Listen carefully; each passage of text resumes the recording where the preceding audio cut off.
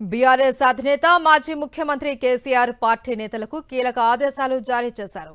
ఎర్రవెల్లిలోని తన నివాసంలో జరిగిన సుదీర్ఘ సమావేశంలో పార్టీ శ్రేణులకు భవిష్యత్తు కార్యాచరణపై దిశానిర్దేశం చేశారు.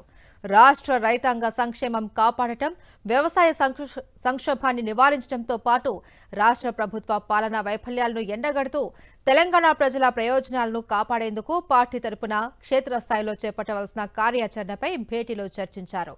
ఈ సమావేశంలో పార్టీ వర్కింగ్ ప్రెసిడెంట్ కేటీఆర్, మాజీ మంత్రులు, పార్టీ సీనియర్ నేతలు హరీష్ రావు, జగదీష్ రెడ్డి పాల్గొన్నారు. ఈ సందర్భంగా కేసీఆర్ పలు సూచనలు చేశారు. తెలంగాణ సాగునీటి రంగాన్ని ఆగం చేసే దిశగా ఏపీ ప్రభుత్వం నిర్మించనున్న బడకచర్ల ప్రాజెక్టును ఎట్టి పరిస్థితుల్లో నిర్వహించాల్సిందేనని, అందుకు బీఆర్ఎస్ శ్రేణులను క్షేత్రస్థాయిలో పోరాటాల కోసం కార్మోన్ముఖులను చేయాలి అని పార్టీ నేతలకు దిశానిర్దేశం చేశారు కేసీఆర్.